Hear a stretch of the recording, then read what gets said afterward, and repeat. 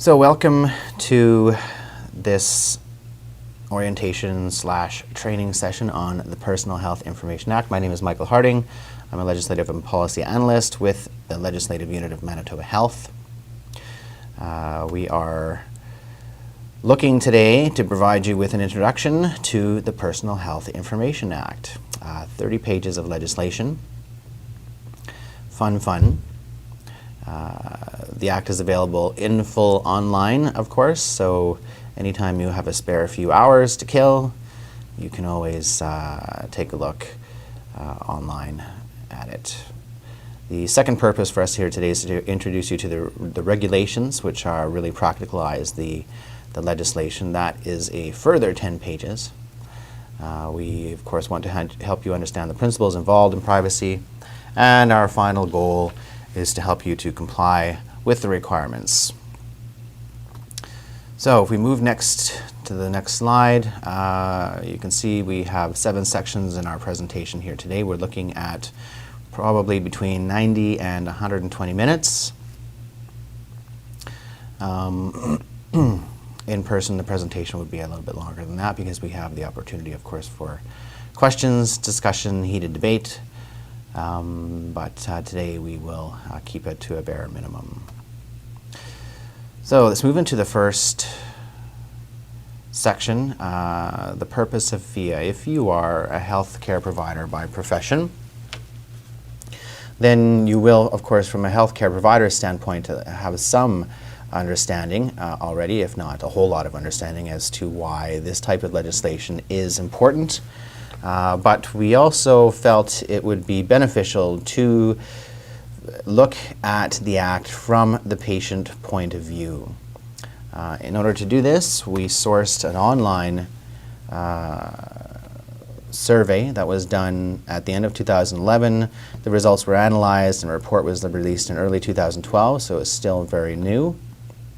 The survey title was Canada, How Privacy Considerations Drive Patient Decisions and Impact Patient Care Outcomes. And what the survey attempted to look at was whether or not, or how in fact, if at all, privacy considerations actually affected how patients seek health care, and could concerns over privacy and confidentiality actually impact patient care outcomes in this province and all across Canada. It is a Canada-wide survey. Participants were sourced from large cities, from rural areas, older, younger, all different types of participants were sourced. You can find the survey in full, including the full analysis and full report online at fairwarning.com. Manitoba Health had no involvement in this survey, and so we do put in the disclaimer that the survey methodology results and conclusions of those only of fairwarning.com. No official endorsement by Manitoba Health is intended or should be inferred, but we really present the survey and its findings, the facts that will come out here, because they really do raise very relevant questions, relevant issues today that healthcare providers and those who deal in privacy across the country are looking at currently. So let's move on. So once the survey the results were analyzed, 5 main points came out that are directly relevant to us here today. First, almost 62% of the respondents indicated that if there were serious or repeated breaches of personal health information at a hospital, at a facility, at a clinic, let's say, where they had received treatment, it would actually reduce their confidence in the quality of healthcare offered by that hospital, by that clinic, by that facility.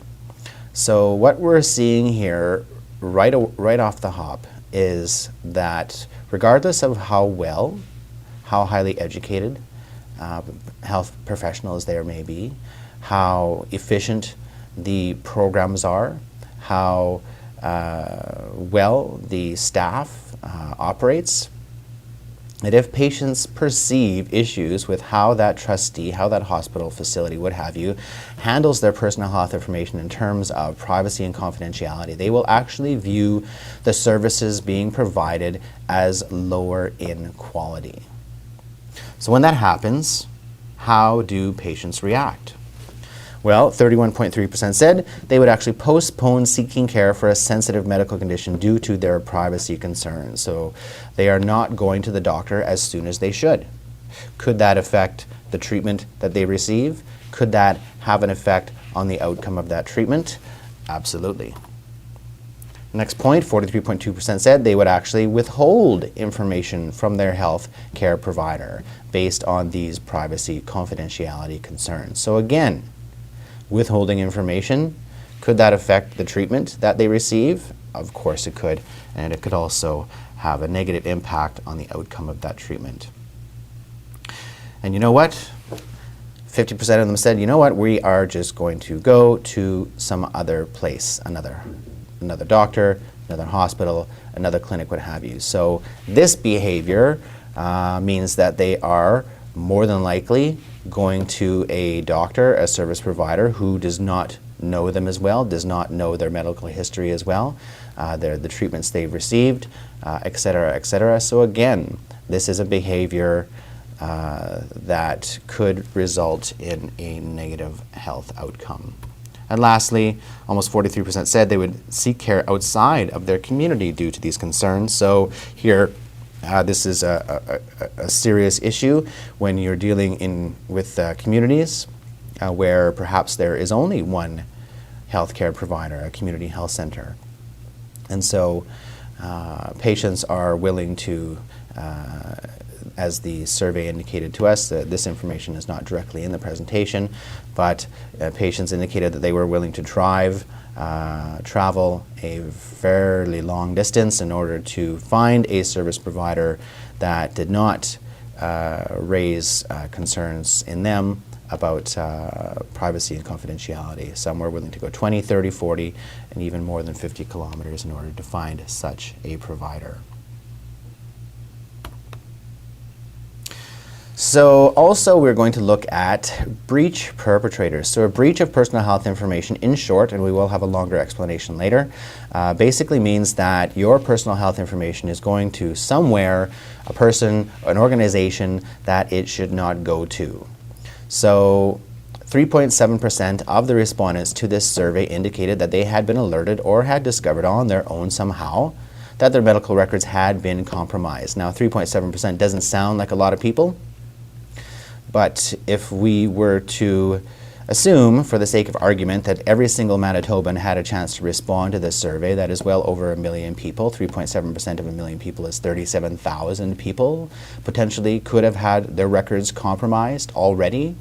And that, of course, would only be the breaches that had been found. There is information out there that suggests that less of a third of all breaches are ever discovered. So the survey tells us that of the 3.7%, 18.9% of the breaches were found to have been committed by an unknown employee of the hospital or healthcare provider where the patient sought care. So somebody, in all likelihood, unknown to the individual, going into their personal health information, their records, for an unknown purpose, but not for a purpose of providing care. Almost 11% were found to have been committed by a family member. So here we have an example of someone who knows the individual well, going into their records for a non-service providing purpose.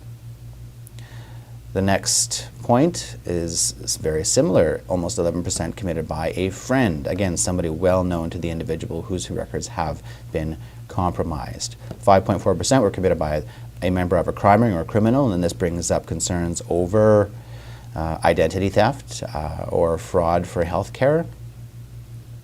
And last but not least, 2.7% were found to have been committed by a coworker, again, somebody who knows the individual very well.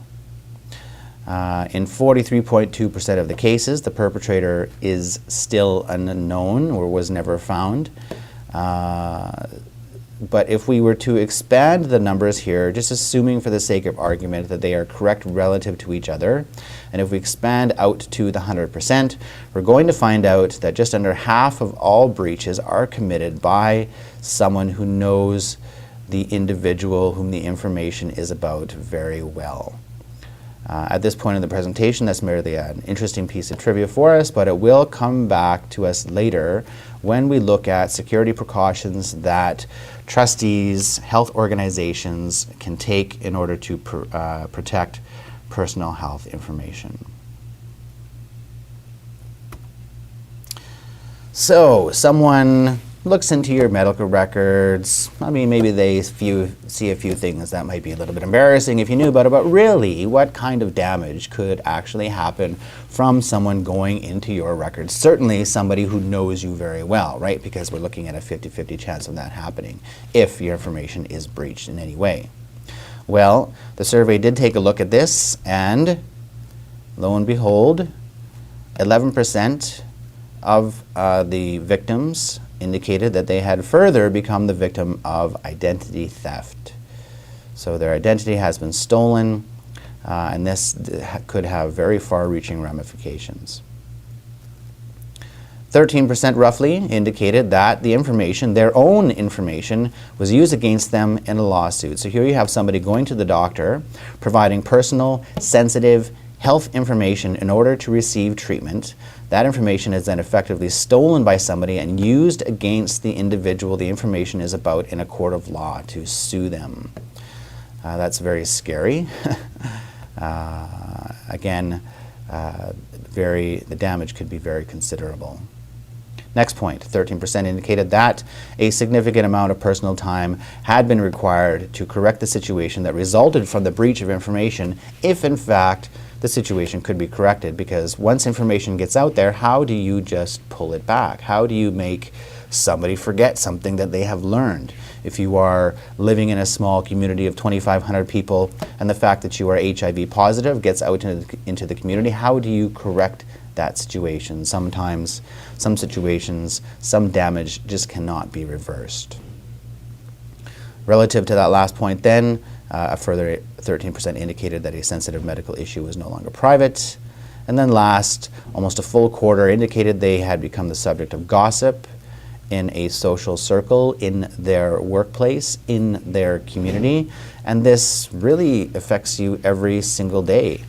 When you drop your kids off at school, when you go to the store to buy milk, when you go to the drugstore to buy your prescription medication, if you are the subject of gossip, it affects you, it affects your reputation, it affects how you integrate with your community, and that can be very, very damaging on a deeply personal level. So what does this mean? Well, in short, breaches of personal health information lead to, as we saw from information from the survey, leads to a reduced confidence in the quality of healthcare provided by a trustee, by a hospital, facility, community health center, what have you. When people perceive a loss in quality or a reduction, or when they lose confidence in the quality of care being provided, how do they react? They don't go to the doctor as soon as they should. They withhold information from their care provider. They find a new care provider. All of these behaviors can reduce the effectiveness of the treatment they receive, which in the end can result in fewer positive outcomes. So how do we ensure that concerns over privacy and confidentiality do not result in fewer positive outcomes in this province? We introduce legislation that sets out clear and certain rules governing the collection, use, and disclosure of personal health information, and that is exactly what PHIA sets out to do. PHIA is needed because, as we have seen, health information is personal, it is sensitive, and its confidentiality has to be protected so that individuals, people like you and I, are not afraid to go to your healthcare provider and provide the sensitive, personal, accurate health information that we need to in order to receive the best possible treatment. Additionally, as a matter of fairness. You and I, we all need access to our own personal health information as a matter of fairness as we move today more and more towards what is called patient-centered care, where patients are encouraged to be involved in every facet of their care, right from diagnosis to going over various treatments, discovering the pros and cons, etc. We need to have access to that information so that we can be fully informed, so that we can participate to the fullest. As well, a consistent approach to personal health information is necessary because many people, many organizations other than direct healthcare providers now need access to personal health information for a variety of reasons. Manitoba Health is a prime example. We don't directly provide healthcare, but we adjudicate healthcare. We pay facilities, we pay physicians for services provided, and therefore we need very accurate, detailed information on all services provided to every individual in this province. Resource organizations as well need access to this information. It can't be argued at all that access to massive amounts of personal health information can allow researchers to improve current treatments, to develop new treatments, and so society's need to gain the benefits of that research has to be weighed against the individual's right to privacy, and that is another thing that this piece of legislation addresses. Okay, let's move on into Section 2. Here we will go over a limited number of words and phrases to provide definitions so that we know exactly what it is that we're talking about. First, trustees. You probably have heard me. You probably had heard me use this phrase already. PHIA regulates the information practices of health information trustees, broken down into 4 main categories in this province. The first, licensed, registered, or designated health professionals. So doctors, nurses, psychiatrists, massage therapists are now required to be registered in the province of Manitoba, and if a massage therapist is so registered, he or she and operates their own practice, of course, he or she would be the trustee of the personal health information that they maintain in order to operate their practice. They, under the law, would be ultimately responsible for anything that happened to that personal health information. Second category would be healthcare facilities, so hospitals, community health centers, fee-for-service clinics. If that same massage therapist were to then leave their private practice and take employment with a massage therapy clinic, a registered clinic, then that individual would cease to become the trustee of the information. It would be the facility itself, the corporation, that would ultimately bear final responsibility under the law for all the information that was maintained on clients. Third category is health services agencies, and these are organizations that provide healthcare under contract to another trustee. So for example, WeCare or the Victorian Order of Nurses would be a prime example there. And last category is public bodies, so government departments, educational institutes, research organizations, public research organizations, of course, that are publicly funded, rural municipalities, so the City of Winnipeg would fall into that category. Manitoba Health is the Department of Health of Manitoba and is a public body as well, and is required to handle the personal health information that it maintains in all its databases in accordance with this legislation.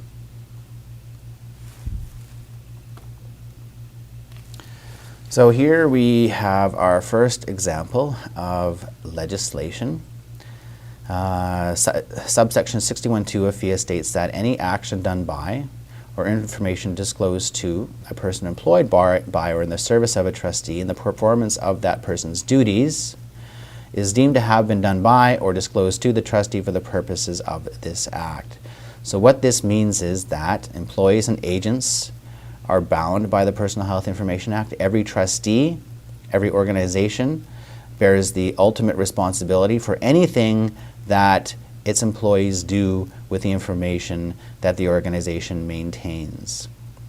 So that means that employers, health organizations, must take reasonable steps to ensure that breaches do not happen, and part of how they can do that is, of course, to provide training, just like this presentation, on the Personal Health Information Act, so that employees are made fully aware of what their responsibilities are under this Act. Given that this is the Personal Health Information Act, it would be awesome to have a definition of what exactly falls into the category of personal health information. So, personal health information, or PHI for short, means that it is any information that is recorded. It can be recorded in any form. It does have to be about an identifiable individual, and it would have to relate to one of A through E. Now, it can be information recorded in any form. So, of course, it can be on paper, it can be on a computer hard drive, in a network database, it could be on a memory stick, burned to a DVD or a CD. It can be information that is on a audio cassette tape. If it is recorded information and is also falls into one of the 5 categories here, then it is considered to be personal health information and falls under the Personal Health Information Act. So A, PHI does have to be about, or can be information about an individual's health, their healthcare history, including genetic information, information about the provision of healthcare services provided to an individual is personal health information, and as well, payment for those services is protected information as well.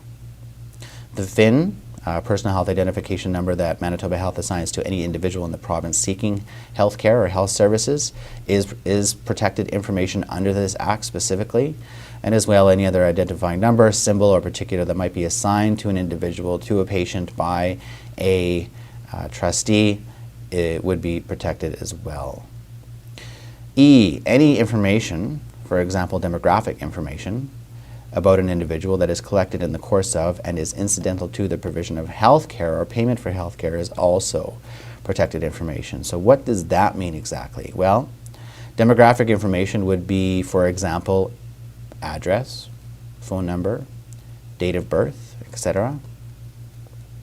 When this information is provided in the course of or for the purposes of receiving health care, the Act says this information, this identifying information, this personal information then becomes personal health information and is subject to this Act. So when you go to a clinic for the first time, you've never been there, probably you go to the intake desk, what's probably one of the first things they're going to have you do? They're going to want some information on you. So name, what is your address, what is your phone number, what is your date of birth, etc., etc. So you're providing this information in order to receive health care, and that means that this information then becomes protected information under this Act. So when the doctor goes to the clerk and says, hey, that patient is an old high school friend of my wife's, can you give me her phone number so that I can connect the two of them and they're going to go for coffee? Because that phone number is now personal health information, the clerk would have to respond to the doctor something like, I'm sorry, you are not accessing this information in order to provide services, so that would not be an appropriate use of the information.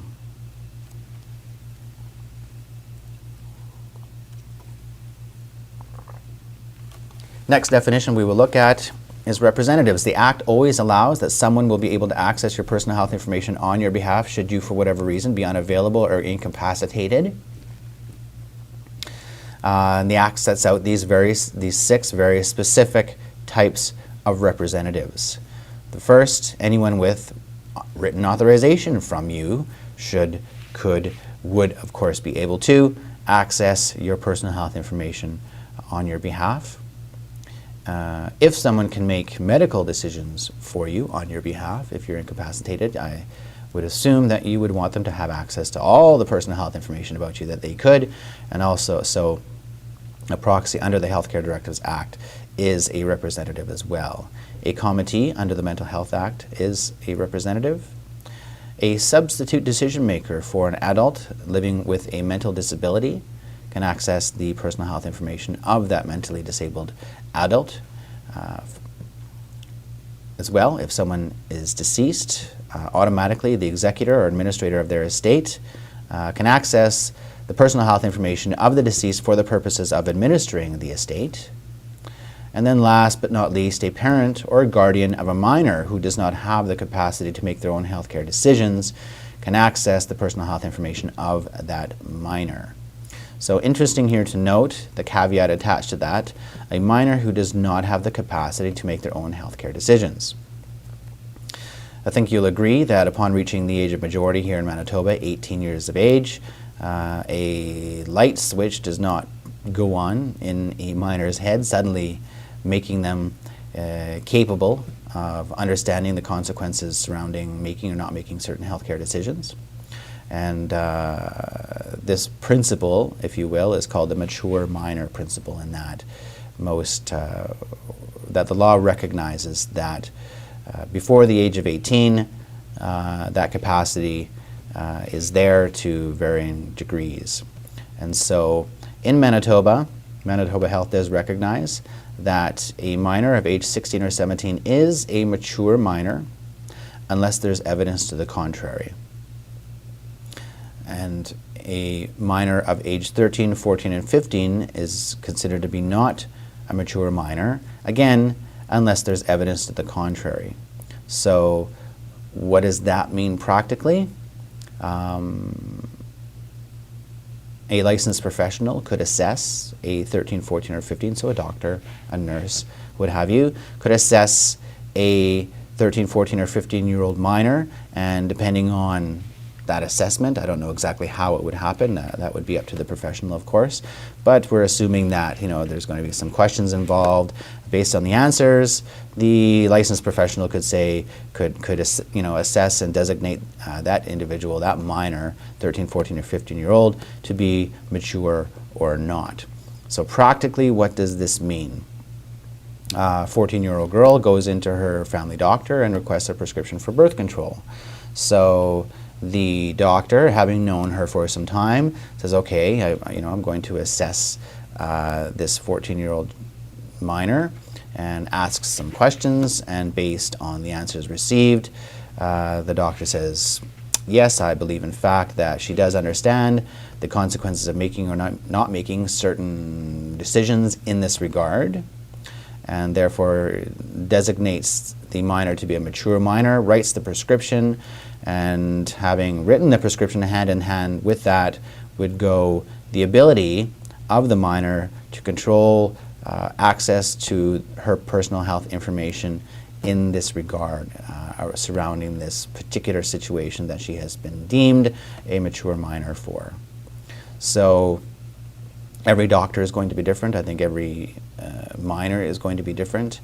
Every healthcare situation is going to be different.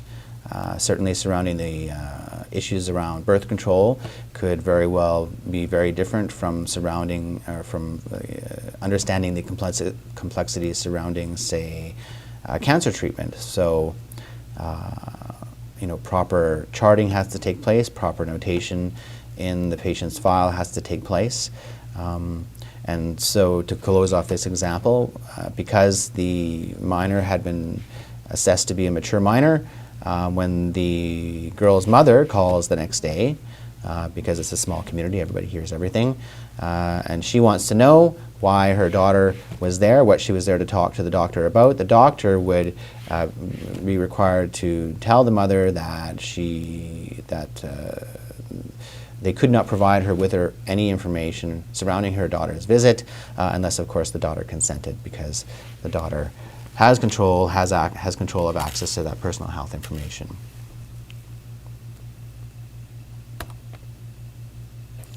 So when one of the previous 6 representatives designated under the Act are not available, or do not exist, then the act that still allows somebody will be able to access your personal health information on your behalf should it be necessary. How it works, of course, is it starts at the top with A. Does the individual have a spouse or common law partner? So let's take the example of Bob, Manitoba resident, goes out to BC on a ski trip, gets into an accident out there and is in a coma in Victoria General Hospital.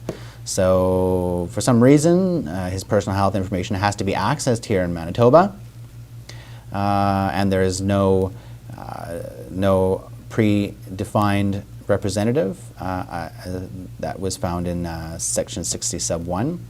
And so we have to go to Section 60 sub 2 to determine who would be able to fill the role of representative for Bob, who's in a coma. So is Bob married? Yes, he is married, but the individual has to be available and willing. So while she is available, she's very distraught. She says, you know what, I just don't want to deal with this. Find somebody else to do it. So she is available, but she's not willing. So that did not get us anywhere. So now we go down to the next. Does Bob have a son or daughter? Does he have any children? No, no children. C, both parents are deceased. D, but Bob does have 2 brothers in Nipawa who are willing to come into the city here to perform, to take on the role as representative and access Bob's personal health information for a particular purpose. We don't need to go any farther. There can only be 1 representative at any given time, and it's up to the trustee to, using this method, to determine who would best fill that role. I did say that Bob had 2 brothers. Both are willing to do this. So under the law, how would the trustee, or how could the trustee choose between the 2 brothers? Well, it would naturally be the eldest.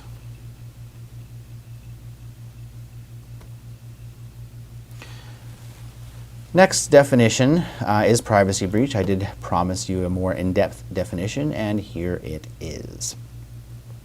So a privacy breach is the result of unauthorized access to or unauthorized collection, use, or disclosure of personal information or personal health information. So great. What exactly is unauthorized? Well, it's actually easier to tell you what is authorized. If personal health information, if a trustee organization, health organization, wants to use or disclose personal health information for a purpose other than what it was originally collected for, it is authorized if A, the individual gives consent.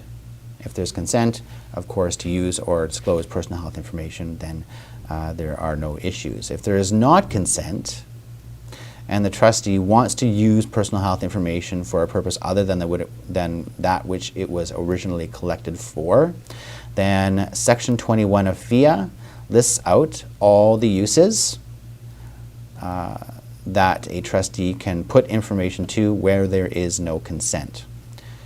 Section 22 sets out all the situations in which a trustee can disclose personal health information where there is no consent. If there is no consent and that particular purpose, this new purpose, is not listed in either Section 21 or Section 22, then that means it is unauthorized. Some of the most common privacy breaches happen when a personal health information is, well, lost, stolen, left on a table in Starbucks, in a personal computer or memory stick. And privacy breaches usually, most often, are the consequence of faulty business procedure, lack of proper training for employees on how to handle personal health information or how to handle technology when they're out of the office. They are also very often a result of the lack of proper policies and procedures that the Act requires be developed in regards to the Act. Many times the Act says that something must be done, but it doesn't say how it is to be done. And that means that there is an obligation on behalf of the trustee to develop their own policies, their own procedures by which these things get done.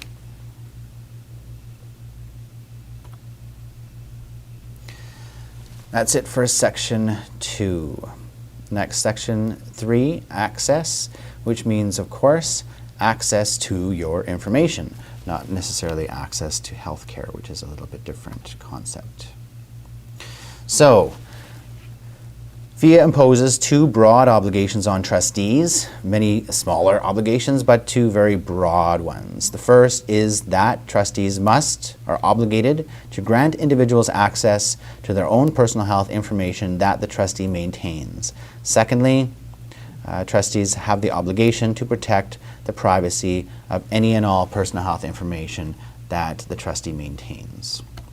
So what exactly is access then? Well, every individual has the right to access their own information. This includes the right to simply examine their personal health information. You can go into your family doctor and say, I would like to just examine my medical record that you maintain on me here. And that doctor's office would be obligated to set aside some time for you, semi-private area at least, where you can just do that. You can simply peruse your medical record to your heart's content. Should you so desire, you have the right to obtain a copy of your personal health information.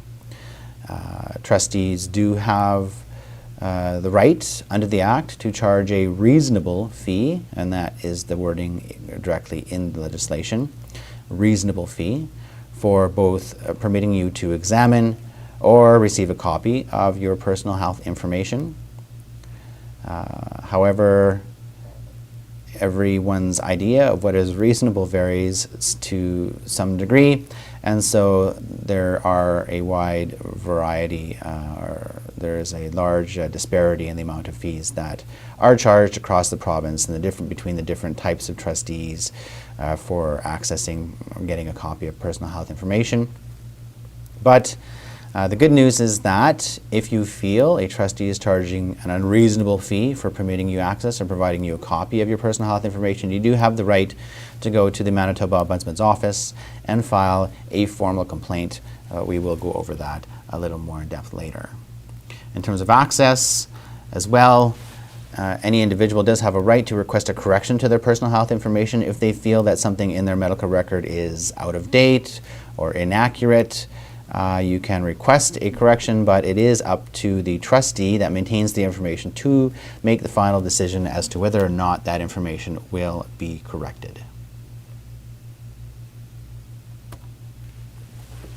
So what use would a piece of legislation be that gives me the right to access any and all of my personal health information maintained by a trustee in this province if I don't know that I have the right to examine or receive a copy of any and all of my personal health information maintained by a trustee in this province? Wouldn't help me too much. And so the law itself, the Personal Health Information Act itself, actually requires that trustees provide notice of right to access to their clientele. This notice does have to include that individuals have the right to examine or receive a copy of their personal health information. They have to be told how to exercise that right, so who to speak to, what form to fill out, what fee to pay, etc.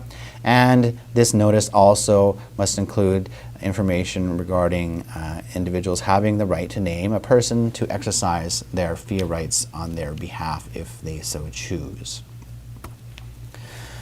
More than that, the Act actually instructs how trustees are to provide this notice.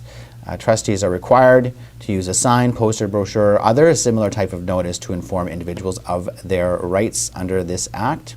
The notice must be prominently displayed in such locations and in such numbers as to reasonably be expected to come to the attention of the clientele.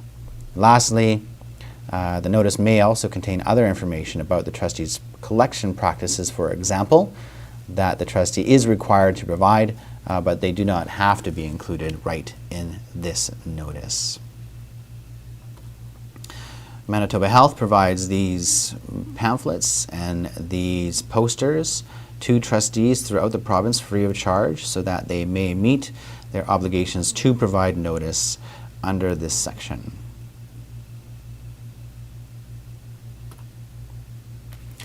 Access requests. What are the responsibilities of health service providers and other trustees when an individual requests access to their personal health information? Well, trustees are required to assist the person in making the request. So again, they have to be informed, what form to fill out, what fee to pay, how their information is to be picked up, etc. Trustees are required to respond to access requests within a specified time frame, which we will go over shortly. And as well, I'm not I don't have a medical background, so even if I were to get, a copy of my entire medical record, there's going to be a lot of information in there. I have no idea what it means. Terms, codes, abbreviations, acronyms, medical names, medical terms, doctor's scrawls, etc. So simply accessing this information hasn't really done me a lot of good. The spirit of the Act intends that everyone not only just access their information, but understand the information that is there. And so upon request, trustees are required to provide a knowledgeable professional to sit with you and go over any information in your file that you do not understand so that everything is clear to you. Next, timelines for responses. So trustees do have to respond to access requests within a specific time frame. If you are an inpatient in a hospital and you are requesting information about care you are currently being provided, that hospital has to provide you with that information, or your representative with that information, within 24 hours. If you are not an inpatient, but you are requesting information about care you are currently receiving from your general practitioner, for example, or from your personal care home, that practitioner or that care home does have to provide the information to you within 72 hours. In all other cases, the trustee has 30 days to respond.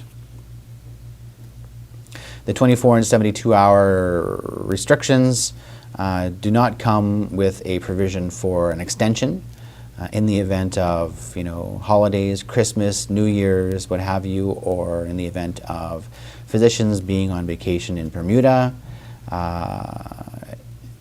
If I am my grandmother's representative, she's in the hospital and her medication doesn't seem to be taking well, I can go to the nurse and say, we would need to have a report of all the prescription medication she's been given in the last 2 weeks, and it's 9 p.m. Christmas Eve. The hospital does have to have that information in our hands by 9 p.m. Christmas Day, otherwise they are in violation of their responsibilities under this Act. If trustees can reasonably foresee a situation in which they might not be able to get the information within the required time frame, then there is the expectation that they look at that situation and figure out a way to ensure that the information can be accessed in order for them to meet their obligation. That means developing policies and procedures on how information can be accessed if general practitioners go on vacation, etc. So could there be information in your own medical record that for whatever reason your doctor could say, sorry, I cannot provide you with this, I cannot permit you to examine this information? Yes, as you can see, subsection 11.1 of PHIA does set out the following very specific reasons why information could actually be refused to you. A, if, for example, knowledge of information in your medical record could reasonably be expected to endanger you or endanger somebody else, then that information could and in fact should be withheld from you. If disclosure of information to you would reveal the personal health information of another person who had not consented to you knowing about it, then that information should be kept from you. Relative to that, if somebody had provided information to your doctor in confidence with an expectation of anonymity, then of course their identity should and must be in fact kept from you. And then as well, a bunch of other boring but still important reasons. If information in your medical record was compiled solely for the purposes of peer review, review by a standards committee, evaluation of healthcare practices, quality of standards, risk assessment, risk management assessment, etc. If information was compiled solely for these purposes, then that information would not have to be provided to you. And then lastly, as well, if information in your medical record was put together principally for use in a court proceeding of some kind, then again, that information may not be provided to you. So if there is information in your medical record that for whatever reason, under the law, you should not have access to, does that mean that your doctor just says, sorry, we're just going to close the file, there's information in here you can't see, so we can't provide you with access to it? Hopefully you would agree that no, this would not be fair, this would not be in the spirit of the legislation. And so we then come to this concept of severance, severing of information from your record. The Act says that a trustee who refuses to permit personal health information for whatever reason to be examined or copied shall, to the extent possible, sever the information, remove it, cover it from the record, and then of course they are provided to allow you to examine or receive a copy of the remainder of the information. So there is an expectation upon health organizations that when a patient requests access or requests a copy of their 30-year medical record, there is a certain reasonable expectation, obligation on the the doctor to, or on the organization to have someone who knows what they're doing go through the entire medical record in order to ensure that there is no information in there that the individual should not have access to under this subsection.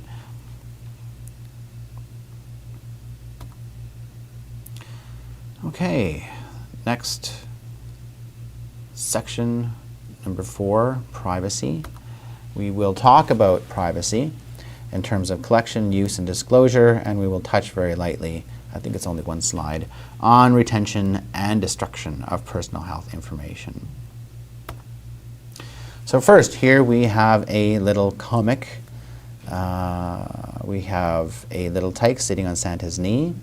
I really like this particular comic because it really hits right on the head, a very important concept regarding the collection of personal health information.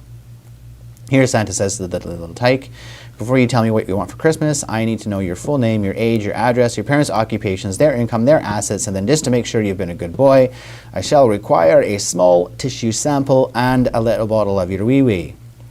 And this really begs the question, how much information does Santa Claus need to collect here from little Billy in order to provide him with a Christmas present? And that really sums up one of the first main duties that trustees have when collecting personal health information, in that the law actually requires that they only collect as much information as is necessary to accomplish the specific task for which it's being collected. So who decides what the minimum amount of information is that is required to accomplish a specific task? Well, the trustee does. The trustee is required to create a policy, create a procedure which limits the information they collect only to what they need, and then they are required to comply with that policy. Another main duty that a trustee has when collecting personal health information is that they are required to inform the individual of the reason and purpose for which the information is being collected. Many times this is done with a consent form, letting them know, look, this is what we need, and this is what we're going to do with it. Third, whenever possible, and that's the exact wording in the legislation, whenever possible, Trustees are required to collect personal health information directly from the individual the information is about. Why, do you ask? I thought I heard something there. It helps, of course, to ensure the accuracy of the information. Nobody knows my personal health information better than me, so if you want it, get it from me. You're going to get the most accurate information that way. Secondly, it prevents trustees from revealing personal health information to others by the questions they pose. I'm sure that you can imagine if your doctor asked you a series of questions, you kind of might get an idea of why he or she is asking you those questions.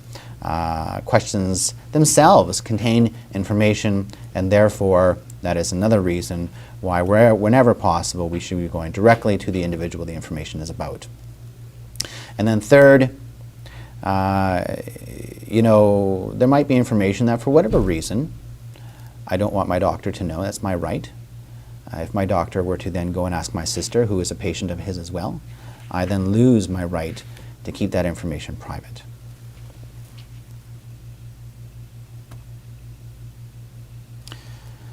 So use of information. Use refers to the sharing of personal health information internally within an organization, within a trusteeship, I like to say. I'll give you two examples. One, Health Sciences Department. Health Sciences Center is a huge organization, many different employees, many different departments. When one department collects personal health information from a patient, and then sometime later, another department accesses that information, presumably through the network database, for the purpose of providing care. That access of information held by one department by another department is considered to be a use of the information. The department is using the information that was previously collected by a different department. As long as the information is staying within the trustee, it is considered to be a use of the information. I am an employee of Manitoba Health. If I go into the Manitoba Health databases and pull up, simply open on my computer screen, a medical record of an individual, my accessing that information, simply opening up the record and simply viewing it, I don't have to do anything with it. I don't have to print it off. I don't have to tell anybody about the information or use it in any way, but simply reading the information is considered to be a use of the information. I, a Manitoba Health employee, have used the information in some way. If I am reading the information for the purposes of providing service, that is an appropriate use of the information by me. It is also an appropriate use of the information by Manitoba Health, because Manitoba Health is ultimately responsible for anything done with the information it maintains. So me simply reading that medical record is a use of the information by me and a use of the information by Manitoba Health. If I am accessing the information not for the purposes of providing care, I'm not providing service, I am, for whatever reason, for my own purposes, not related to anything professional, not providing services, and that would be inappropriate. I am not providing service, I'm accessing the information, so it would be an inappropriate use of the information by me. It would also be considered an inappropriate use of the information by Manitoba Health. Manitoba Health could be held responsible under the law if a complaint were filed about my inappropriate use of the information. When using personal health information, trustees are required by the law to only use the information for the original purpose it was collected. You might recall on the previous slide, when collecting personal health information, trustees are required to inform the individual of the purpose and reason for which it is being collected. And then, under the law, the trustee may only use the information for that purpose. This is a kind of checks and balances system, that if patients find their information has been used for another purpose than what they were originally informed, they have the right to file a formal complaint with the Manitoba Ombudsman's Office. Trustees are only permitted to use information for unrelated purposes, that is, for a reason other than what they originally told the patient they were going to use it for, if that secondary purpose is listed in Section 21 of PHIA. Trustees are also required by the law to restrict use of information maintained by the trustee by the minimum amount and need-to-know principles. So what this simply means is that in terms of the organization, employee access to information has to be limited only to what employees need to access in order to perform their particular job function within the organization. How is that done? Well, almost all, the vast majority of organizations now maintain all their personal health information in databases, in computer networks and databases. And these databases have controls that administrators can set. So a new employee is hired, the administrator goes into the control section of the database and can set, by checkbox, what type of personal health information in the system this new employee will have access to. If they are only, if they only need access to demographic information, for example, to perform their particular job function, well, the demographic checkbox is checked, and all the other checkboxes remain empty because the employee will never need to access that information in order to do their job. Some employees will need access to all information, but this is the way that employees or that employers can restrict access to information.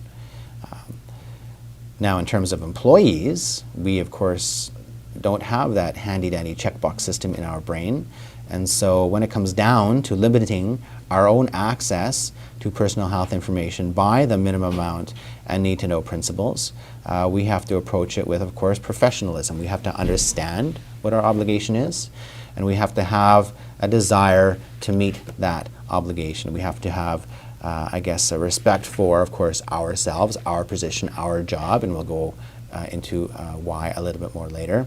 We have to, of course, have respect for our organization because we have seen the kind of damage that can result to organizations when patients have concerns about the personal health information that is maintained there.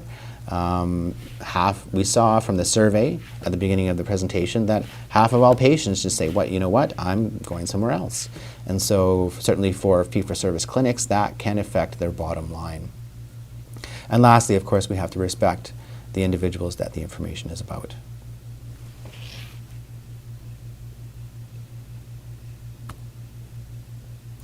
So when there is consent, of course, from the individual the information is about, then the trustee can use the information for any purpose. When there is no consent, the trustee has to go to Section 21 to see whether or not a secondary purpose is listed there before they can use it for that purpose.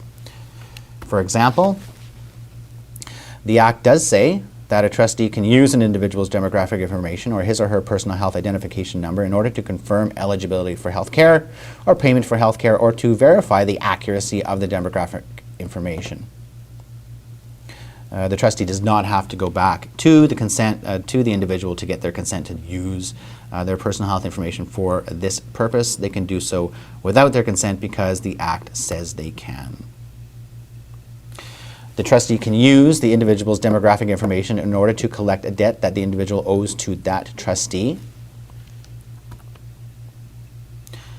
The trustee can use the information it maintains in its databases in order to deliver, monitor, evaluate, or develop, improve a program, any program that relates to the provision of healthcare or payment for healthcare. The Act is not intended to stand in the way of trustees improving their services, and therefore, if that is what they want to use the information for, they do not need to go back to each and every individual to get their consent. Okay, so here we come to our first set of test questions. Considering the use of personal health information, these are common situations in which we feel it's important to ensure that you understand what is appropriate and not appropriate use. So we will have several different scenarios. Scenario number one. An employee accesses the electronic record of a coworker in their employer's database to confirm the coworker's date of birth so that a card can be signed and sent by the staff. Well, isn't that nice? Everybody likes to get a birthday card from your coworkers. It shows that they care about you. I'm sure that you would consider this to be an appropriate use of the information in the employer's database, or would you consider it to be a not appropriate use of the information in the employer's database? In fact, this is not an appropriate use of the information. very often, especially in small communities, and certainly here at the case at Manitoba Health, is that everybody who works here is probably in the database, but accessing the information, using the information for the purposes of providing a birthday card is not one of the permitted uses in Section 21. When the coworker provided their date of birth at a clinic or hospital years ago, was it for the purpose of their coworkers many years later accessing it to confirm their date of birth? I do not think so, and so that's not the original purpose for which it was collected. So we cannot access the information in our employer's database for that purpose, unfortunately. Scenario number 2, an employee accesses their own personal health information in their employer's database. So it's your information. That's 110% guaranteed. You do have the right to access it. So do you feel that simply, while you're on break, so there's no work issues there, do you feel that it would be appropriate for you to access your own personal health information, say at your workstation? Many people, understandably, have felt that it is their own information and therefore they can access it at any time. But in fact, this would not be appropriate either, simply for the fact that your organization is required by law to have set policies and procedures by which any individual can access their own personal health information. And simply because you are an employee of that organization, that does not bestow the right for you to circumvent those set policies and procedures. They are in there for a particular reason, for the purpose of security, tracking access to information, tracking changes to information.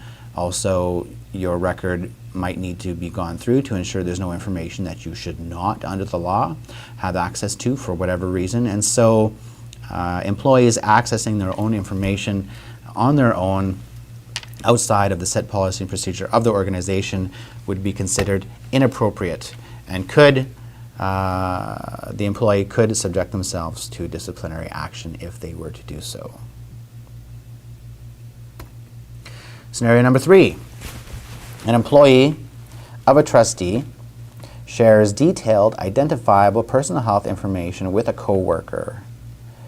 To obtain the coworker's opinion related to the service being provided by the employee to the individual the information is about. So the coworker is not providing service, but the employee wants to gain that coworker's opinion prior to providing service.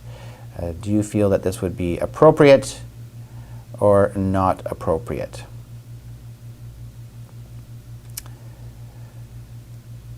The question you have to ask yourself is, do you know everything that you need to know in order to provide the best possible service to any individual? I certainly do not. There are many times where I need to check with a more experienced, a much more knowledgeable coworker in order to ensure that I'm providing the best possible service to an individual.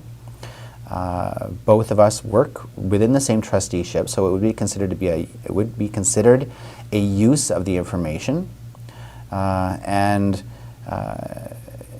If I determine that I do need to share detailed, identifiable information with my coworker in order to get their best obtain their opinion related to the service being provided, then I am making that decision that is a necessary use of the information, and it would be permitted under this Act.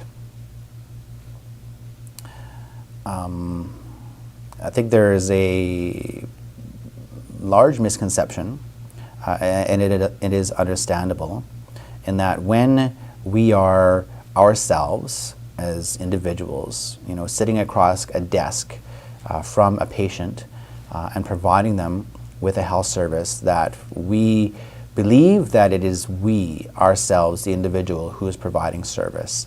But in fact, it is not the case. You will recall that trustees are ultimately responsible for the information that is maintained. When I use personal health information, my organization, my trustee is considered to have used the information as well. So it is not that I am providing service, it is that the organization is providing service. The trustee is providing service. It is utilizing employees to provide that service, but in the end, it is not I, the individual, who am providing service to this individual sitting across from me. It is actually the trustee organization which is providing service.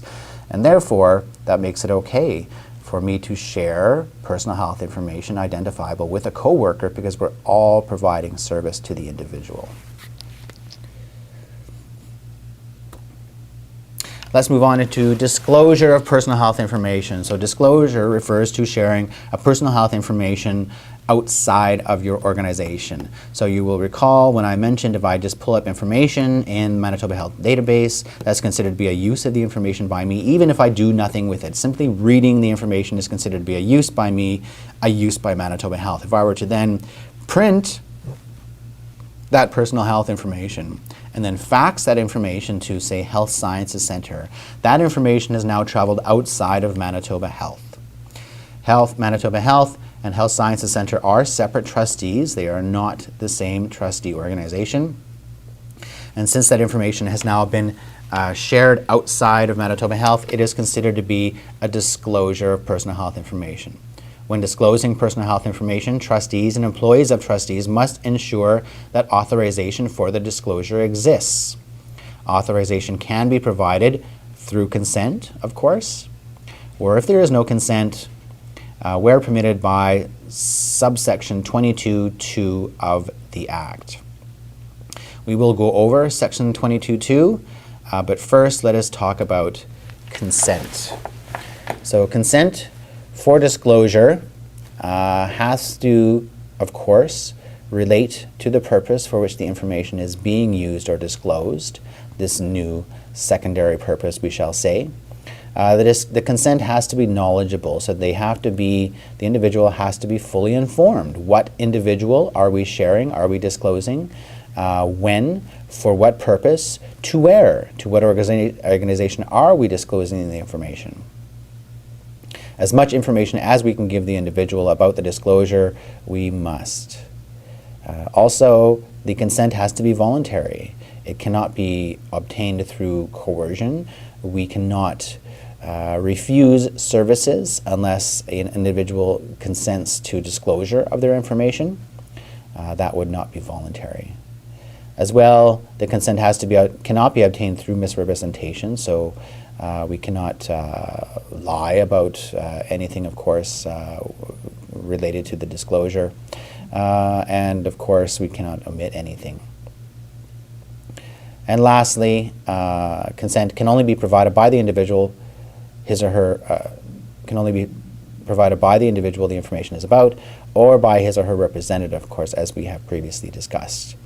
Express permission does not need to be in writing, but it is always a good idea to obtain consent for disclosure in writing so that you do have an accurate record of what exact information the individual has consented to you disclosing.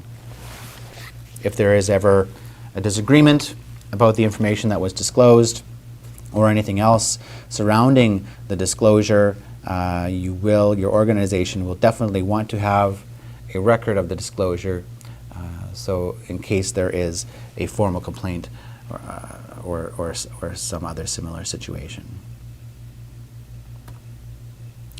So let's move on to now disclosure without consent. In what situations can we disclose personal health information when there is no consent from the individual the information is about?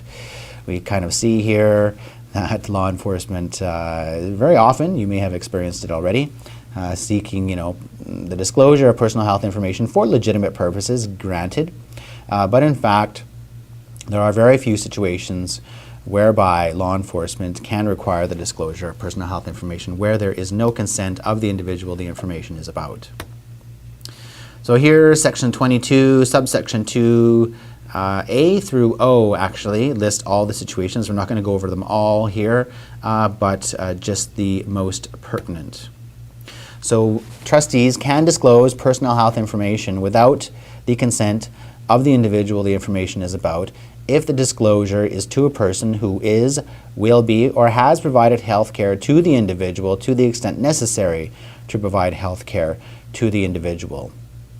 So you may remember Bob, skiing accident there, and he's in Victoria General Hospital, and they have to perform emergency surgery. But they do contact us here in Manitoba and say, hey, can you send us his medical record so that we can ensure there is nothing we need to consider prior to this surgery.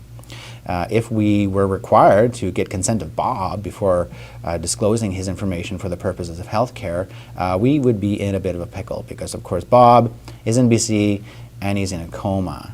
So the Act was not intended to stand in the way of trustees providing services to individuals, and therefore Section 22 sets this out that we can disclose this information without the consent of Bob. We can disclose to prevent or lessen a serious and immediate threat to the health or safety of the individual the information is about, or to another individual, or the public health, or the public safety.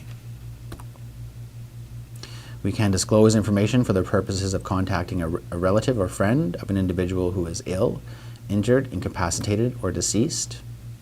And then as well, similar to use of information for a number of other not so interesting but equally important reasons, for the purpose of peer review, for the purposes of evaluation of healthcare practices, the improvement or quality of standards of services, etc., etc. And as well, we can disclose information when that disclosure is authorized or even required by another law, another enactment of Manitoba or Canada. For example, there are many laws in Manitoba that require the disclosure of personal health information. There is what is referred to as a duty to report in many pieces of legislation. For example, the Child and Family Services Act requires any person, not just a healthcare provider, but any individual who has information that leads that person to reasonably believe that the health or safety of a child to be in question, that individual is required by law to report that fact to an agency or to the child's parents. So here we have a situation where another law of Manitoba is requiring the disclosure of personal health information. And when that happens, it's clause 22, subsection 2, clause O, permits the individual to disclose that information because it's required by another law. The VPA, Vulnerable Persons Living with a Mental Disability Act, requires that any person who believes that an individual living with a mental disability, if they believe that individual is being abused or neglected in any way, that their safety or health is in danger, that individual is required to report that belief to an agency, to authorities. The PPCA, Protection for Persons in Care Act, requires any person who believes that a patient or a resident of a personal care home, if they believe they're being abused or neglected, that their health or safety is in question, they are also required to report that fact to authorities. Not listed here is the Missing Persons Act, the MPA. Recently came into force, I believe, in July of 2013. This act requires service providers, trustees, to disclose personal health information to law enforcement when they are conducting a missing persons investigation. Law enforcement is required to provide documentation to that effect. There's only two documents which can be provided. One is a record access order, and this will be signed by a judge. And simply, the trustee has to just refer to the order itself because the information that is required will be specifically listed in the order. Secondly, in an emergency situation, a law enforcement officer themselves can provide what is a letter of demand. The officer will have to sign this letter themselves. It is a prescribed form and can be located on the regulation, which is available on the internet. But a law enforcement officer in an emergency situation, for example, when they received a hot tip surrounding the abduction of a 14-year-old girl, maybe by a male who's reported to have frequented an emergency room in the city recently, based on that hot tip, it could be 4 o'clock on a Sunday morning. They could simply go into the emergency room, produce this letter of demand signed by the officer, and they would be able to access a specific limited amount of personal health information.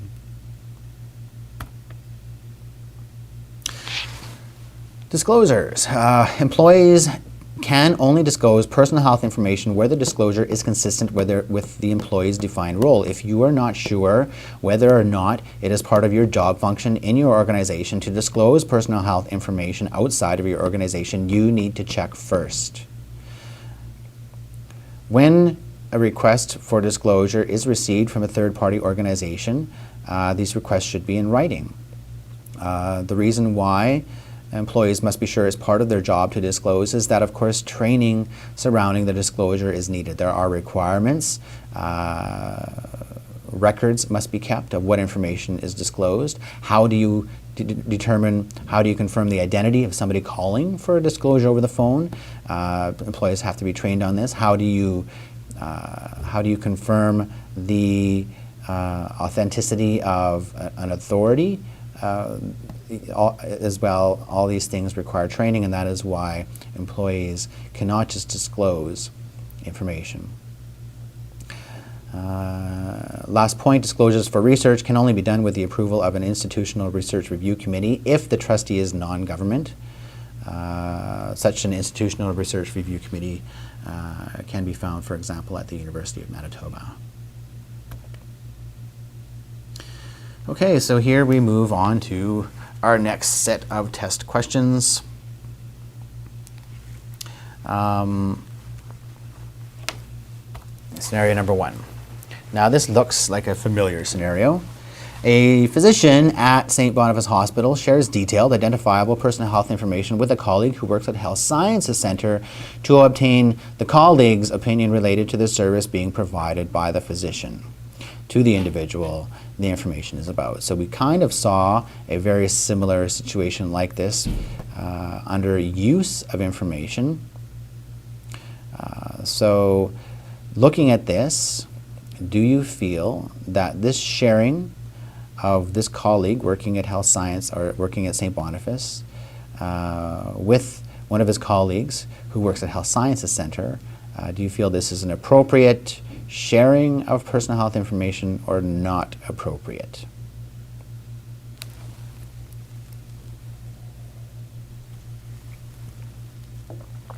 So in the other scenario, the two employees worked within the same organization. They worked within the same trustee. So that sharing of personal health information stayed within the organization and was considered to be a legitimate, appropriate use of the information because it was for the purposes of providing the best care possible. However, in this scenario, you will note that the two individuals do not work for the same organization. So sharing of information from St. Boniface to Health Science Centre would be considered a disclosure of information. If you check Section 22, subsection 2, clauses A through O, you will not find that disclosure without consent for the purposes of providing the best possible service is not listed there. If the physician at Health Science Centre were to be providing service to the individual the information is about, then it would be considered okay under 22.2a. But if the physician at Health Science Centre is not directly providing service, that is to say, i.e., that individual is not being billed for the service being provided, it's merely a consult, then it would not be an appropriate sharing of information. When information is shared outside of the organization, authority for the disclosure must exist, or the individual has to have given their consent.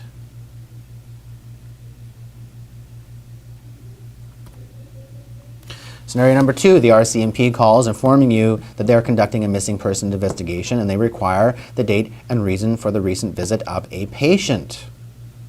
Assuming, of course, you are qualified, permitted to disclose personal health information, would you consider this to be an appropriate disclosure of the information? Would you say, I think I'm going to pass them to my supervisor? Or C, would you say, no, this is not permitted under the law?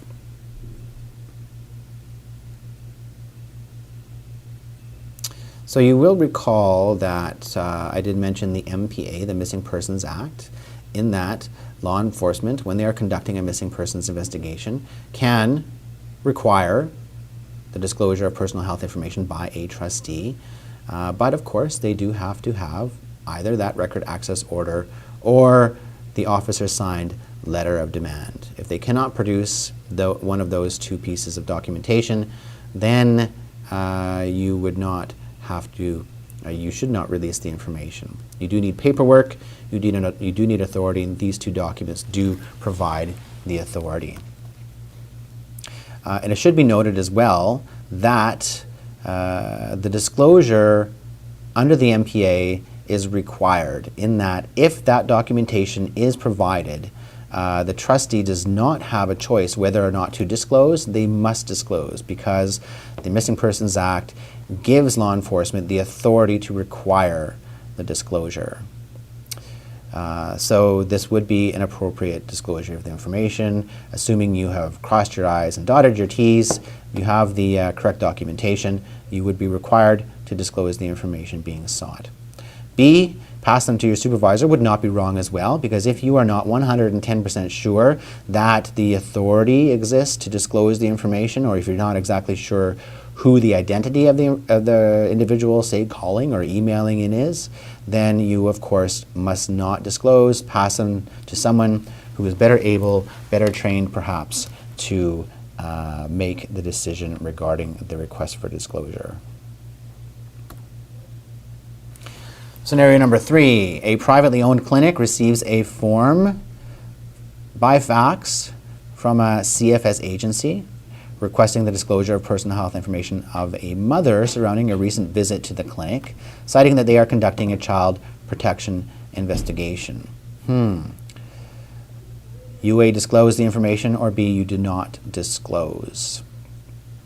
So all the time we do have to ask questions. Whenever a request for disclosure comes in, we have to verify a few things. Well, is it really a Child and Family Services agency?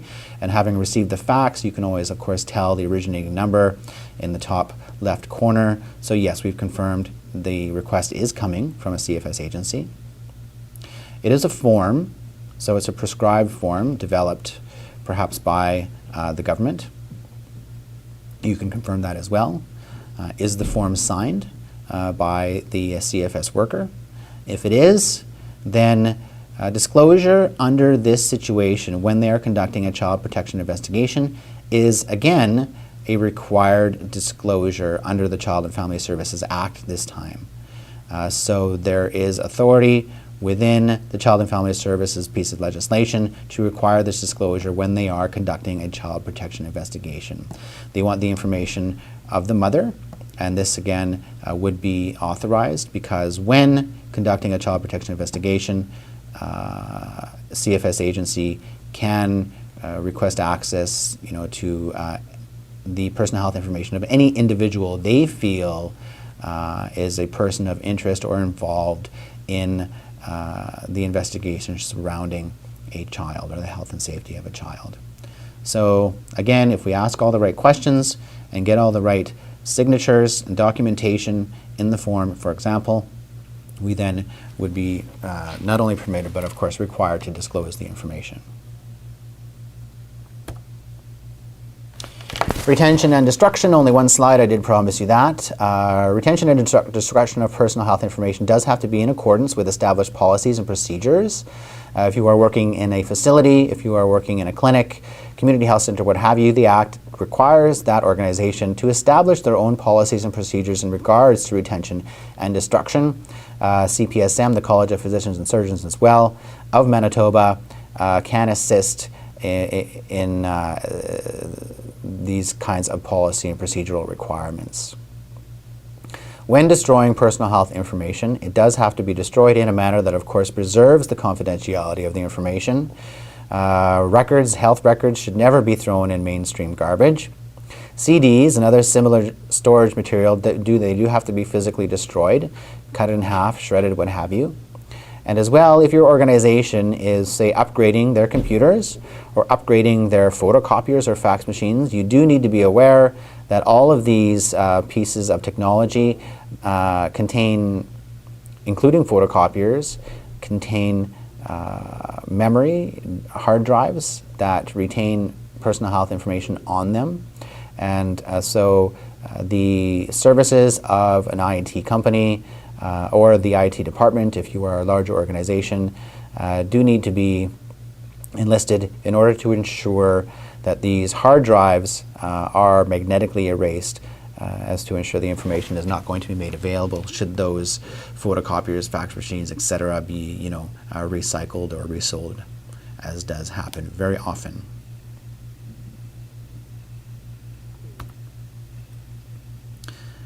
Okay, Section 5, Security. This section will really set out for us practically what kind of security precautions the Act requires us as not only an organization, a trustee, but also as employees to take. So there are many different kinds of safeguards that can be employed to protect personal health information. Some types of safeguards may be appropriate in some situations, but not necessarily in all situations. I don't know if your organization would particularly utilize this type of security safeguard, but it would be interesting to know. So there are three main types of safeguards that can be employed by organizations to protect personal health information. One, physical safeguards. So proximity reader ID badges, that's those badges that you can wave against the reader and the door automatically opens if your organization is large enough or appropriate to use that. As well, lockable rooms, lockable sections, lockable filing cabinets, combination locks are other examples of physical safeguards. Technical safeguards can and should be employed if you maintain your information on a computer or network system. Secure passwords, secure networks, encryption software, firewalls, and antivirus are all examples of technical safeguards. As well, administrative safeguards have to be in place. The Act requires that every trustee develop policies and procedures in order to accomplish many of their obligations under the Act. These are type of administrative safeguards. Training as well. This training session is a type of administrative safeguard in that your employer is ensuring that you are aware of what your obligations as an employee of a trustee are. And then as well, pledges of confidentiality should be signed by any and all staff, volunteers, students, what have you, that can have access to personal health information through the course of their duties. Safeguards have to be appropriate to the sensitivity of the information, of course. So the more sensitive the information, the more higher level type of safeguard is required. So what are trustee organizations responsible for in terms of security of information? Well, they are responsible for ensuring through policy and procedure that personal health information is only provided to authorized persons, both internally and externally. They have to ensure that policies and procedures setting out how employees can identify individuals requesting personal health information and how they can confirm the authority for disclosing personal health information. It is the organization that's responsible for ensuring that physical, technical, and administrative safeguards are all in place and are appropriate to the sensitivity of the information. Reasonable precautions do have to be taken by trustee organizations to make sure that personal health is protected from all types of hazards, natural and unnatural. And as well, if the organization does utilize combination locks, they should be changed at least once a year, or for sure when an employee with knowledge of the combination leaves.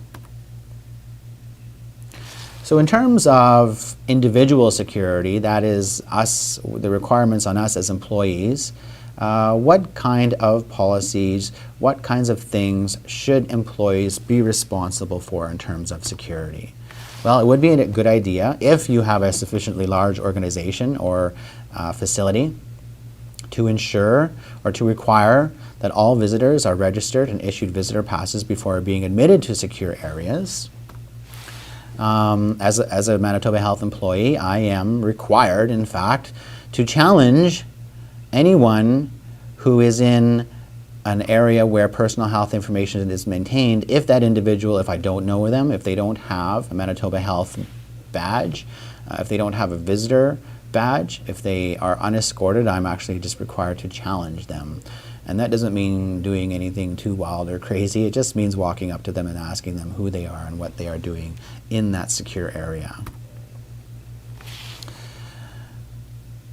Organizations should have a policy that requires employees to ensure that personal health information in both paper and electronic format is not left in open view when employees are away from their workstation. In terms of paper information, we all, I'm sure at some point, will work with personal health information in paper format on our desks perhaps. If we do take a coffee break or are away from our desk for any length of time, we should take reasonable steps to ensure that the information is not easily viewable by someone who just happens to walk by. Visitors could come into the area when you're not there, and in fact the Act requires that we even take steps to ensure that our co-workers cannot access information, that is, read it, if they are not providing direct service to the individual the information is about. You might say, well, what do you mean, my co-workers? I mean, we're all authorized to provide service. We can all access personal health information if we are providing service, and that's exactly it, if you are providing service, if your coworker is providing service. There is that obligation within this law to limit access to personal health information to only the minimum amount of information that we need in order to do our job. And if your co-workers don't need access to information that is on your desk in order to do their job, then you should be taking reasonable steps to ensure that they don't have easy, even accidental access. In terms of electronic format information, if you are working with personal health information on your computer monitor, on your computers or on your workstation, and you should get into the habit of locking your workstation each and every time you leave your workstation for any amount of time, even if it's just to walk across the room to, say, staple a document together. Because how many times has this happened to you where you plan to just be away from your desk for 5 seconds, but you walk across the room and, hey, there's Bob. He was in a coma last year and now he's back to work. Isn't that awesome? Let's talk to him. Let's go for lunch. And then before you know it, 2 hours has passed and your computer station has been open the entire time. So you should get into the habit of locking your workstation each and every time.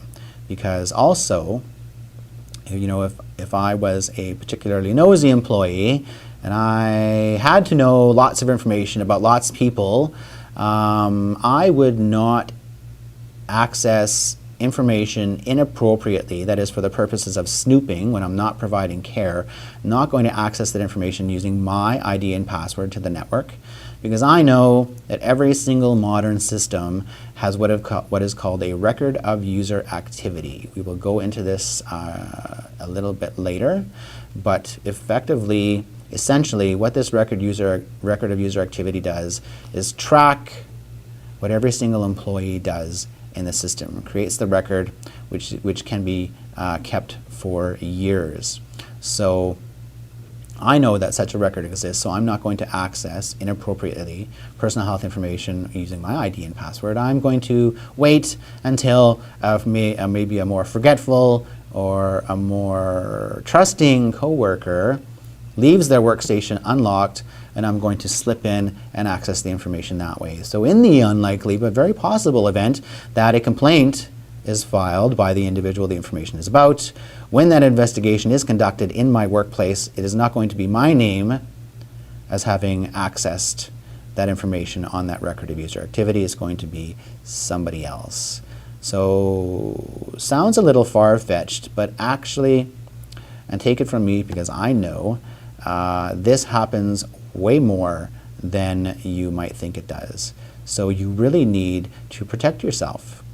Every time you leave your workstation, you have to take that extra 1 second, 2 seconds to lock it.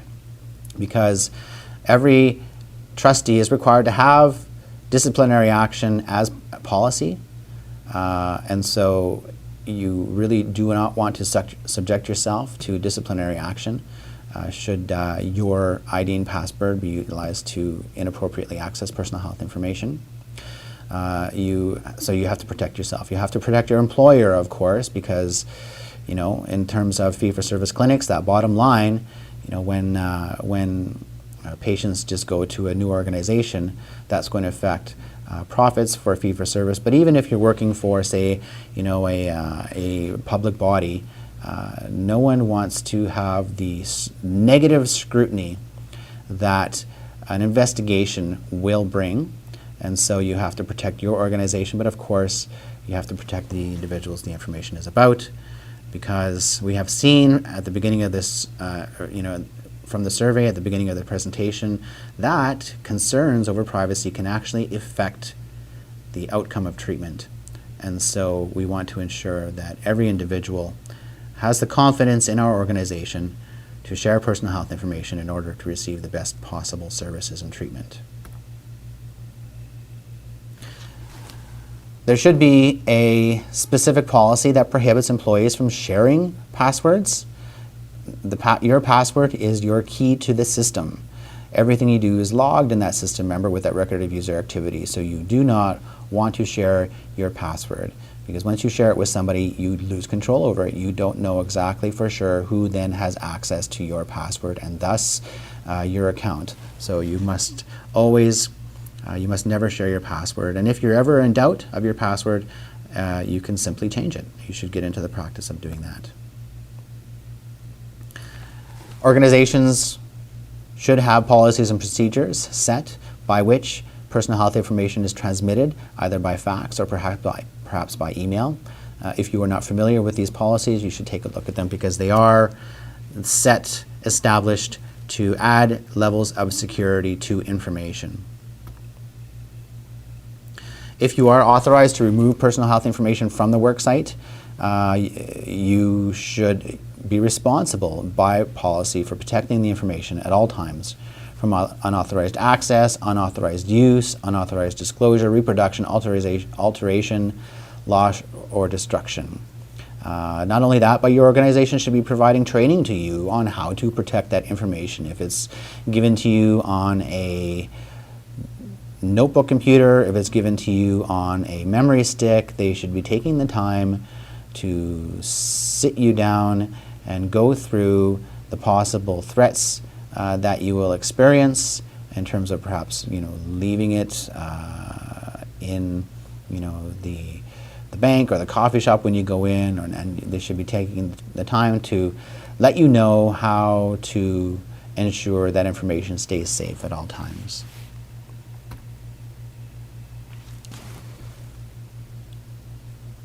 So what, as employees, should you be required to do in the event you come across a breach or come across a situation which reasonably could be expected to result in a breach?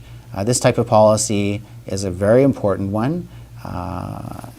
Employees should be required by policy to take immediate steps, to take any practical steps necessary to cease or lessen the breach right off the top. So if you see a breach of information as an employee, you should be required to take steps to stop the breach right away. And then secondly, you should be required to report the breach to a superior as soon as possible. Organizations should develop their own policy in terms of what the organization does when a breach is reported. One, the organization should contain the breach if it has not been contained already. Stop the information from getting out. The more information gets out, the more damage that can result. Next, an assessment must take place. What information got out? Was it just names, addresses, phone numbers? Was there a FIN attached to that information? Numbers, lists of services, test results, lab results? What kind of damage could result if someone with malicious intent got a hold of this information? That assessment has to take place, and then based on that assessment, the organization has to decide who needs to be notified. Do the authorities need to be notified? Does the Manitoba Ombudsman's Office need to be notified? Do the individuals whom the information is about need to be notified so that they can take steps to protect themselves from malicious use of their information? And then lastly, of course, the organization has to look at what steps need to be taken, what policies, what procedures need to be developed or improved in order to ensure that this type of breach does not occur again.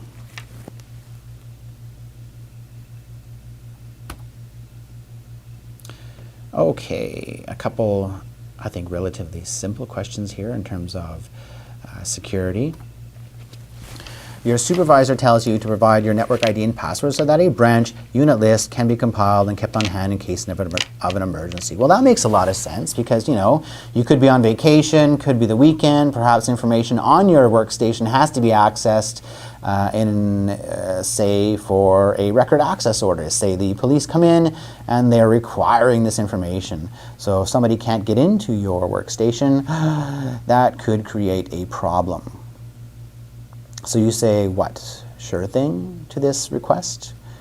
Or you say, no way, or you ask whether or not the director has approved this. Manitoba Health actually has a specific policy prohibiting any employee from sharing their password with anyone, and that just makes sense. You do not want anyone else to have access to the network under the guise of being you. You need to protect yourself at all times. We cannot share our password. Even if the director approves, say, an IT tech to work on our system, we are required to sit there with the tech, observe them as they do their work, and then once they're done, we're required to then change the password, and that only just makes good sense. Scenario number 2, you are in a secure area and are entering another secure area where personal health information is maintained, and someone that you do not recognize was waiting by the door when you entered and they kind of just slipped in behind you.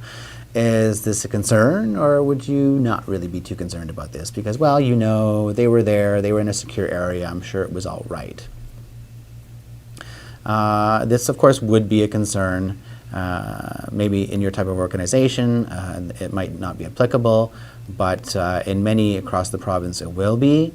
And, you know, just because somebody has access to one area doesn't mean that they should have access to all areas. So if they don't have their badge, if you don't recognize them, certainly you do have to be aware that there probably is a requirement upon you by policy, by organizational policy, to ensure that you do not let people who do not have access or the authority to access a secure area in.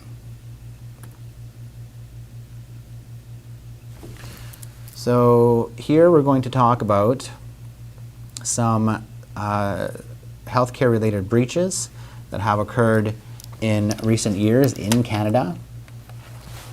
In the first example, mistakenly published personal health information was exposed in Newfoundland online. Following sharing software exposes records. That was the headline.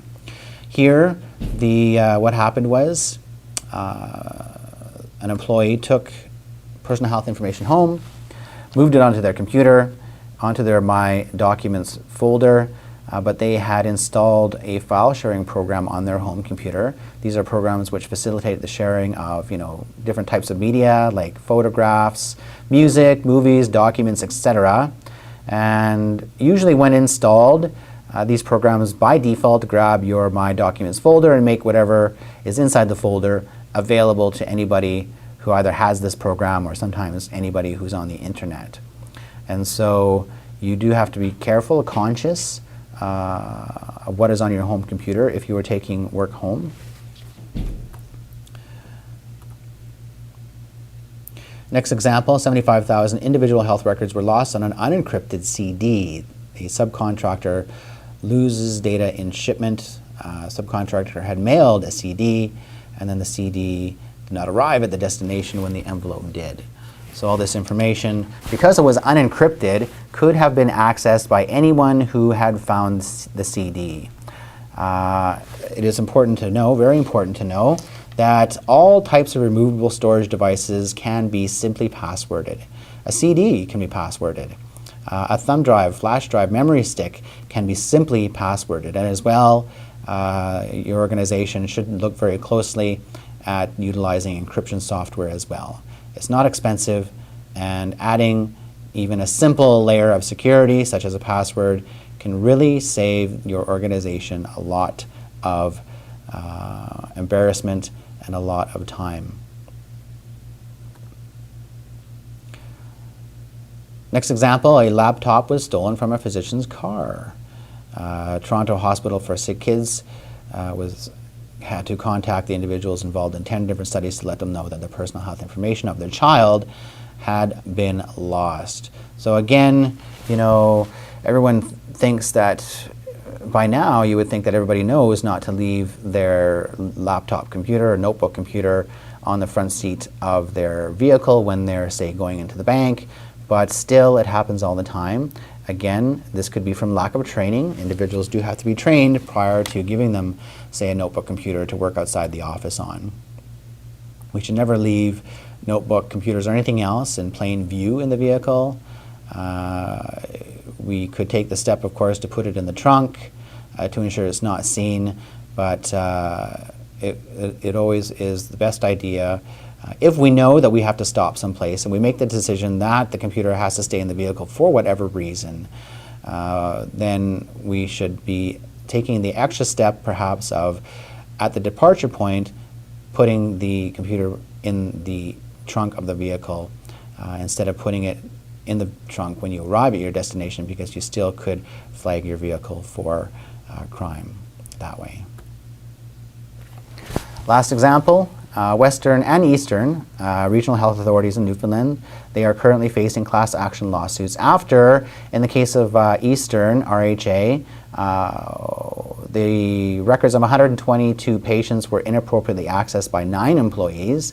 And in the case of Western, a single clerk inappropriately viewed the records of 1,043 individuals between June 2011 and May 2012 in a mere 11 months.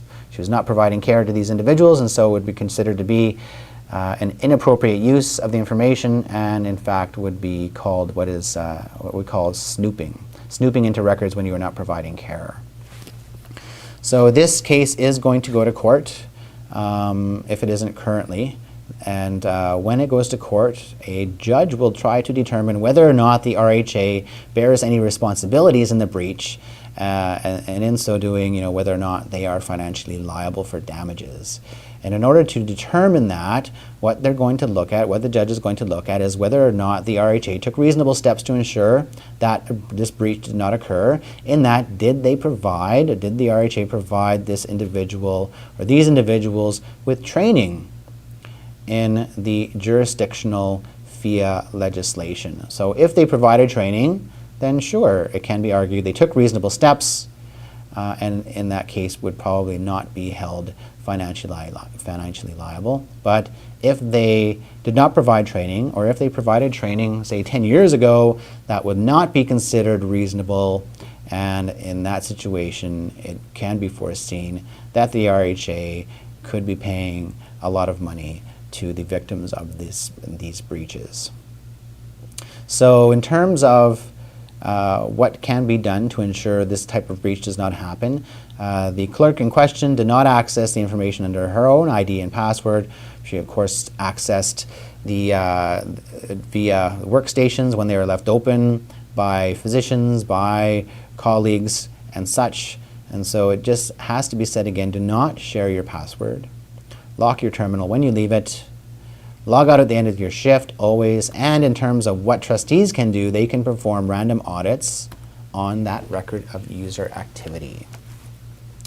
So here we arrive at it. Every modern database computer system has the ability to record the activities of users. The record usually will contain the individual whose personal health information was accessed, so the patient, which patient was it? The person who accessed the personal health information, so which system user was it, which employee? When the information was accessed, and as well, many times, which component of the database was accessed. So actually they can tell you basically what information was looked at. Public bodies, as in Manitoba, public bodies and most facilities will provide this record of user activity to patients upon request. You will recall at the beginning of the presentation that we saw from that survey that just under half of all breaches are perpetrated by someone who is well known to the individual. So who is better to know if somebody you know has accessed your information, but you're the best person to know that, right? Because this record of user activity will have the employee's name there. And so for transparency and as a deterrent to would-be snooping employees, public bodies, healthcare facilities, etc., do make this record of user activity available to the individual the information is about. The Act requires, the Personal Health Information Act requires that trustees actually audit these records of user activity as well. So your organization from time to time will be going through these records of user activity to look for flags, triggers we call them, behavior which might indicate a pattern of inappropriate use of information. For example, if someone is accessing the records of someone who has the same last name as them, that might indicate some inappropriate accesses. And then they would, of course, focus in more for a more focused audit on that employee, or perhaps they would more closely audit accesses to a single individual if some accesses seemed to be inappropriate. An abnormally high number of login attempts under your ID might indicate that somebody is trying to guess your password. So these are the types of things as well, which could trigger a more focused audit.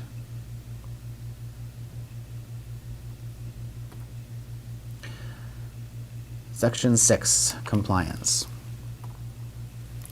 So we have mentioned that individuals can file a complaint with the Manitoba Ombudsman's Office. Any individual, not just a Manitoba resident, but any individual has the right to file a complaint with the Ombudsman's Office regarding any issue about access to information or any issue about the privacy and confidentiality of information. The Ombudsman's Office reviews every complaint. If nothing in the complaint indicates something inappropriate or illegal, then the complaint is usually closed right there. But if something in the complaint could indicate that something inappropriate had occurred within a health organization or trustee, then an investigation would take place. The Manitoba Ombudsman is an independent officer of the legislature and has the power to enter any trustee, view any record. There is no confidentiality issue with the Manitoba Ombudsman's Office. They can interview, for the purposes of an investigation, any employee, past or present, of an organization. And investigation complete. If nothing inappropriate was found to have occurred, case closed. But if something inappropriate, in fact, was found to have occurred, then the Manitoba Ombudsman makes what is called recommendations to the organization. And while the term recommendations sounds, what's the word I'm looking for, optional, they are in fact not. Organizations have 14 days to indicate to the Ombudsman's Office whether or not they will comply with the recommendations. If they do not, the case can be referred up for review by the Information and Privacy Adjudicator in Manitoba, and the adjudicator has the power to make binding orders. Not only that, but I'm sure the question has been raised, does this law have any teeth? I mean, recommendations accepted, doesn't sound like anything else too serious could happen, but in fact, that is not true.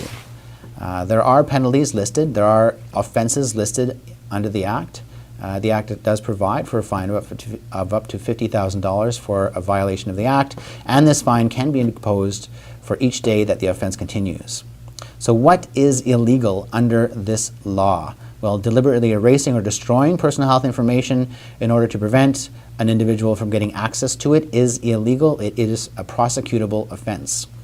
If a trustee collects, uses, sells, or discloses personal health information in violation of this Act, that is a prosecutable offense, and as well, failing to protect personal health information in a secure manner is an offense.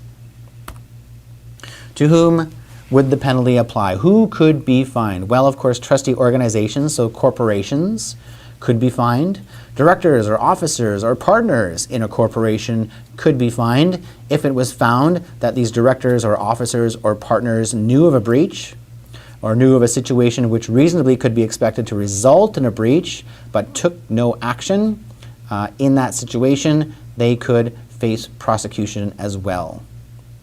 Employees, so you or I, can be fined if we deliberately erase or destroy personal health information, which means it has to be deliberate, though. We have to know we don't have the authority to do so. We have to know our employer does not have the authority to do so, and yet we do so anyways. Then, and only then, could we actually be fined.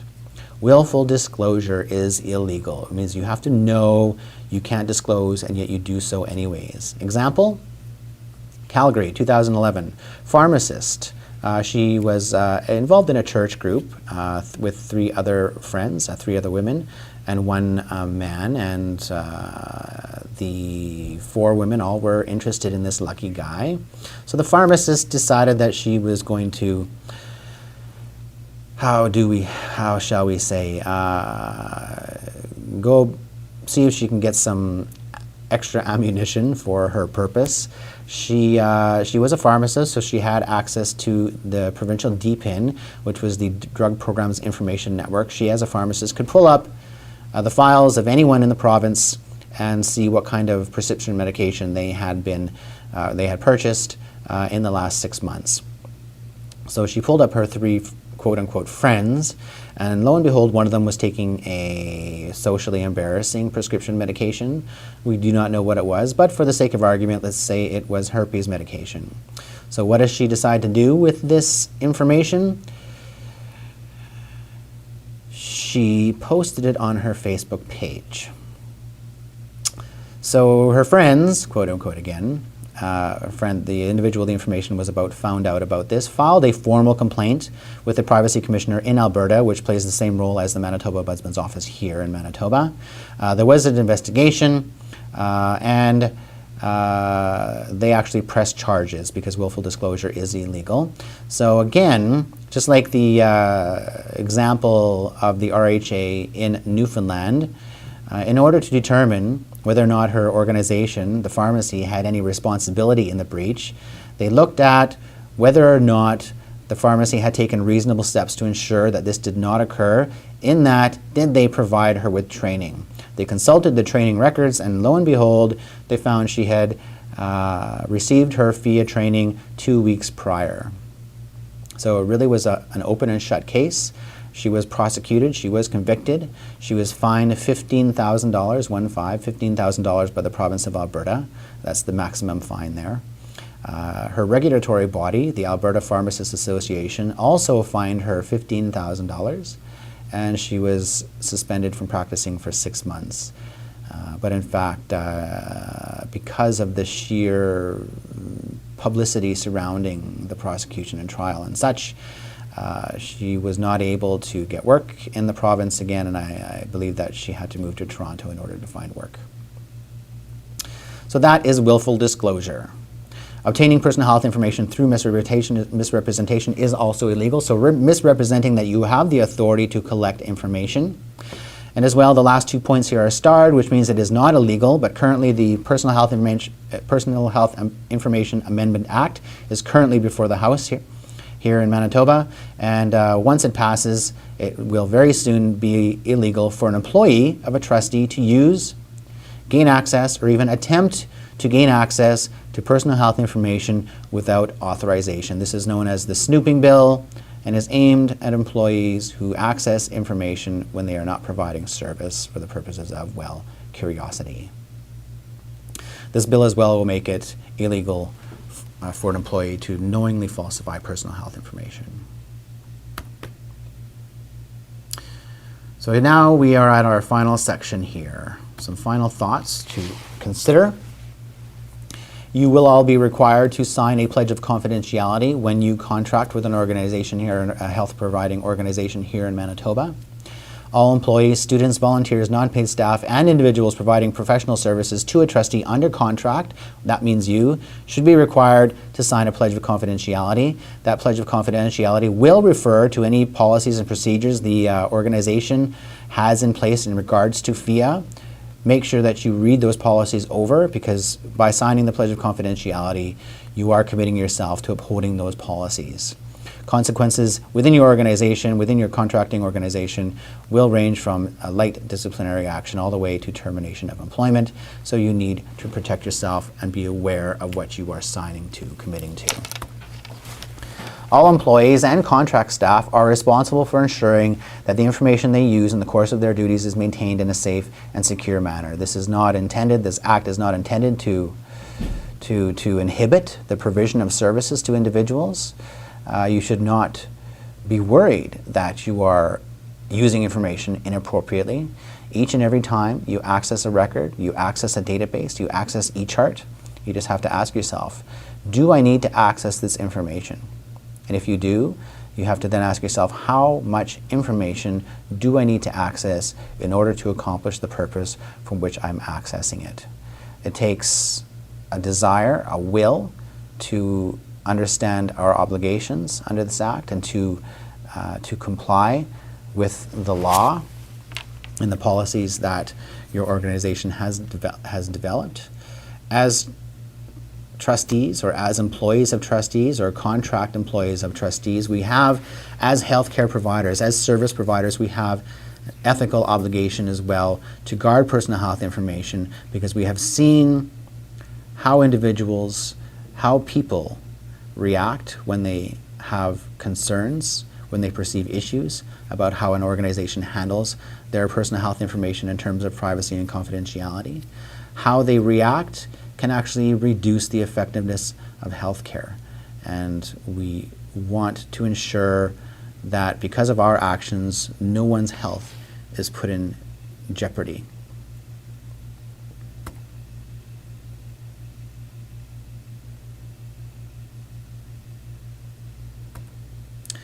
There are other resources online and as well. Anytime that anyone has any questions, concerns, issues, problems regarding privacy, confidentiality, the Personal Health Information Act, I am available by phone and by email.